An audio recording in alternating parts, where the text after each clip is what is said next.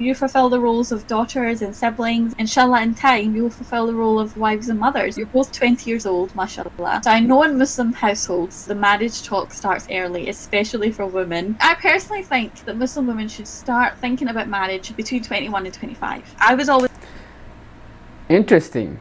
Yes, I agree with the principle that we should already think about marriage at a relatively younger age compared to the rest or the others who do not have the same aim in life, for example. But it is interesting that she mentioned personally think that Muslim women should start thinking about marriage between 21 and 25. Muslim women should start thinking about marriage between 21 and 25. That is interesting to me because I always tell those who know me personally that I got married quite late, at the age of 25. And I realized afterwards that many of them think 25 is early to get married, while I always think that it is quite late because I aim for 23 years old to get married. I got delayed for 2 years and I perceive it to be late. And I noticed that our circumstances, our aim in life, our circle, etc., have an impact in terms of our perception. And this is interesting that Muslim women should start to think about marriage 21 to 25, while I got married at the age of 25 when my wife was at 21 years old. So it is not like she started to think about marriage at 21. She already got married at 21, meaning that the conversation happened before. Thinking about marriage is much before. So that is interesting. I guess in the West, 21 to 25 is starting to think about marriage is considered young, because this is a conversation between Muslim woman, right? And I guess the language is based on relative to other people in that circle, in that environment. Hence, start to think about marriage at 21 to 25 is considered early.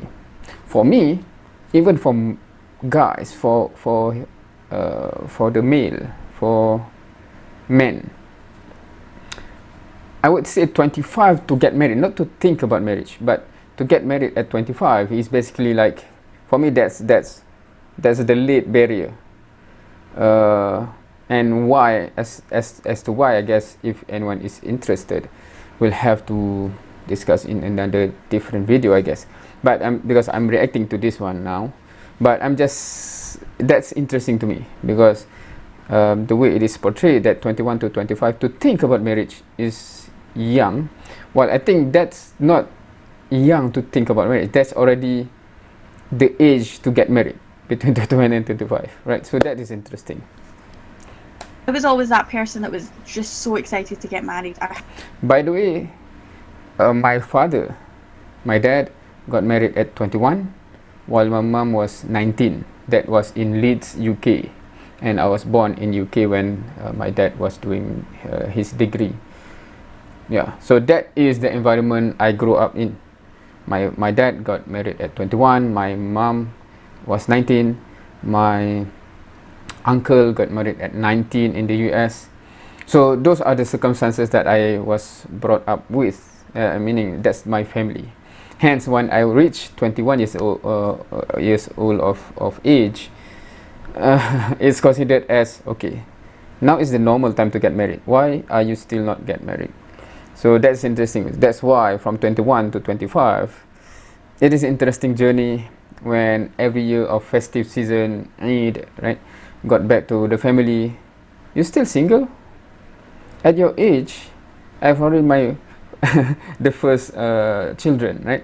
And then next year and next year. So that is interesting. Hence, that's why from my psyche, okay, this is already too late. Not too late, but it's getting later and later.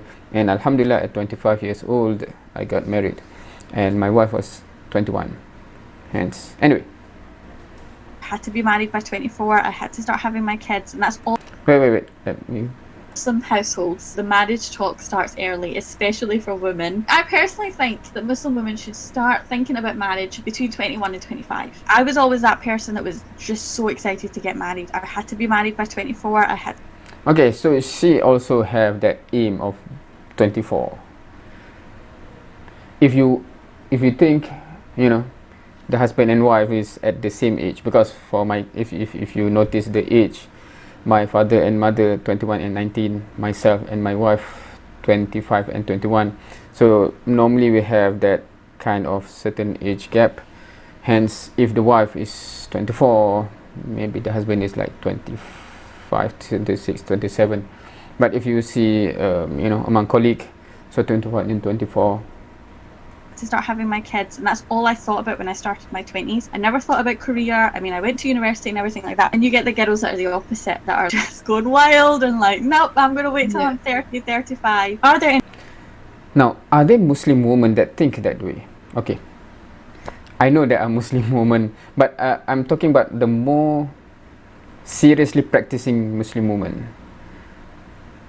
Are they thinking about 35 years old to get married? Because to me that's bizarre, unless they didn't realize the implication, or they do not aim to have a number of children. That might be the case. For example, they say no, 2 is enough, so from 35 to 40. I'm not sure what's the normal age of menopause, etc., right? But normally from the young age, I always have the sense that when the talk between the mothers, etc., past 40 is already not an age where it is advisable, etc., to get children. I'm not sure medically, I haven't looked at it.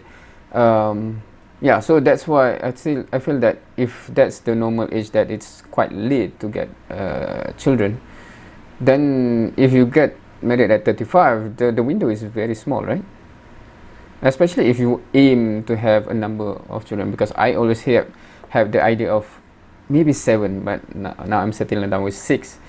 But yeah, to have that, and to avoid having one after another each year, if you space out for 2 years for one, if you want to get 6, for example, that's already 12 years. If it ends at 40, the latest is 28 roughly, right? So that's where, you know, for me, if I heard any Muslimah say wanting to get married at 30 plus, so I'm wondering. But of course, this goes back to what do you aim? Because what triggered my the age, other than the fact that my family get married at relatively younger age, is that when I talk to shuyukh, seniors, etc., right? What do you feel after you have lived, you know, that life, such a long life, etc., etc.? They are in their 50s, 60s, 70s. What do you think that you would change, or something like that, right? And they said that one of the things that they would rethink is the age of getting married. If you aim that your kids, at least the first 2, 3, reach the age of teenage or reach the age of university student while you are still relatively young. Like for example, my son, the first son, is in the first year of his university right now, and I'm 40 plus, right? So okay, I can still relate basically. So if you have that kind of aim, then you backtrack. Obviously, you'll have certain age that you aim for, because otherwise, they get into university when you are already retired, for example, right? To me, that's, you know, the gap is too much from that perspective. So certain people do not think about that, and I think normally young people do not think about that, and that's why I really feel privileged that I have a lot of, you know, direct conversation with shuyukh from the early age. We ask them, what do you regret in your old life, etc., etc., and then it formulate what we want to try to achieve, right? So hence, oh, okay, in that case, I must get married before 25, something like that, right? So that's based on that, my personal experience, when I heard someone, especially seriously practicing Muslim and Muslimah, do not aim to get married before 30, for me it's like alarming, unless they do not aim to get more than 3 children, etc., or they do not care that their children getting into university level age and they are already retired and no. That's another aspect is income, right? One is you still relate. For example, my son, when he start to get involved in da'wah scene, da'wah movement in the university level, I can still relate and we can talk about it if he want, right? So that's one of the consideration. On top of that, that's the financial aspect as well. I'm starting to realize the pinch of the financial implication when they reach that age, they go to university, especially when they do not have full scholarship. So suddenly your budget, and if I no longer have a steady income like this, if I'm already retired, I'm not sure how to manage, honestly speaking. So these are among the things that I already have the insight talking to shuyukh when I was 19, 20, 21. Hence, that's why it formulate certain aim, right? So I think it is serious that, or important that young people, young Muslims should have communication, conversation, engagement with the shuyukh to have certain insight that you might not even think of, because it's not normal for young people to think about this stuff, because it only happen when you are 40 plus, 60 plus, 50 plus, right? But if it already happened, then it's too late, quote unquote, right? So you have to plan from your 20 plus. Anyway, any plans for marriage for either of you in the near future, and what traits are you looking for in a future husband? I do definitely want a practicing person, that's 100%, but also to fit my... That should be 100%. It should never be less than 100%, right? Because that's the bottom line requirement. Certain Muslim, for me it's alarming when they say they aim to have someone who is practicing. To me, that's what are you aiming for that? Because that should not be an aim. That should be like the bottom line below that you never consider. For me, it's like that. If you're not 100% practicing, it's not even any consideration. What I feel about aiming is that, what's the aim? That's like just the minimum bare requirement. Practicing, right? So when people say I aim to have someone practicing, it's always anyway. It's hard for me to swallow that. Culture and my needs. I have a preference of them being Arab speaking, so that they get along with my family. I would love for a beautiful relationship with my husband and his family, and for my family to get along with his family, just everyone, like a great dynamic overall. I definitely would want someone that's educated. I really value a person who has a lot of determination with your deen, determination with your work, determination with your family, having this mindset of consistency and wanting to commit to something. And also obviously understand like how to treat a woman. Maybe that would come with time, like as marriage goes on, he will have to learn things, I'll have to learn things as well. I personally don't work well with aggression. Like I need someone to really sit me down and talk to me gently and make me understand things bit by bit. And I really want a man to be honest with me and be straight up with me. What happens to a lot of men is when they get overwhelmed, they'll just shut off and they wouldn't speak. I need that communication. If he is good at communicating his emotions, good at just speaking and letting me know what's going on with him. Because at the end of the day, when you're married to someone, you become one. And I feel like also a person that knows how to be well with kids, because I feel like that's very important. The man and the woman, they both have roles in raising the child, because there will be some characteristics that they will get from their father that they maybe will not get from me. Another thing is Arab, I think. Yeah, definitely, again, because I need an Arabic speaking man, because to be honest, family is important. Not only in like my culture, but in the religion itself. Yeah. For example, in Eid and Ramadan and all of that stuff, I feel like it would mean a lot to me if like my man is able to speak to my family, like my grandma or my uncles. May Allah subhanahu wa ta'ala find you. Okay, so several things that was mentioned there about Arab. So I guess because both of them are from Arab background, So that's number one. And then of course good with kids, and then communication, and then what else? There are several things, right? Determine about religion, etc. Right? So let's try to see about those things, right? Number one, about Arab. That's interesting, and I think certain people might take that wrongly, right? What to say? Because I noticed before, I watched like a clip where I think an American revert Muslim woman who she's not complaining, but she's conveying the struggle of revert to find, in that case, a husband, a Muslim woman revert, finding a husband, because naturally the husband that is already Muslim prefer those who, for example, they are Arab, they prefer Arab, etc. And there's two sides of that. There's one side of acknowledging the struggle for example, revert, where the already Muslim prefer the already Muslim and the family, right?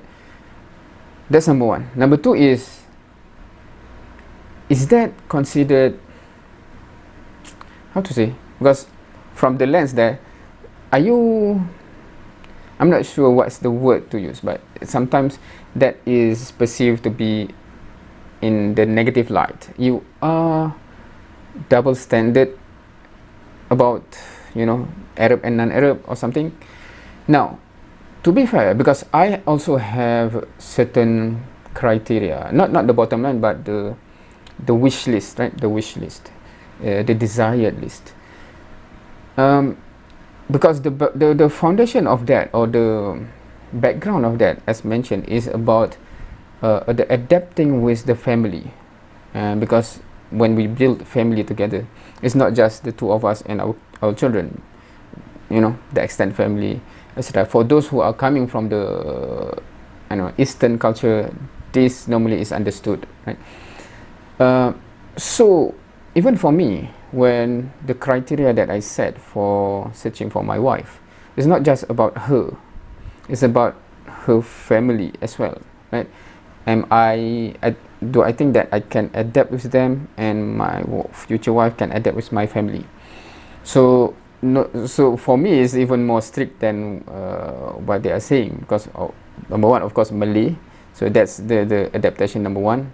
Because even if, because we have Malaysian and Indonesian, for example, right, who speak basically the same language, from the same ethnicity, but from different country and different culture.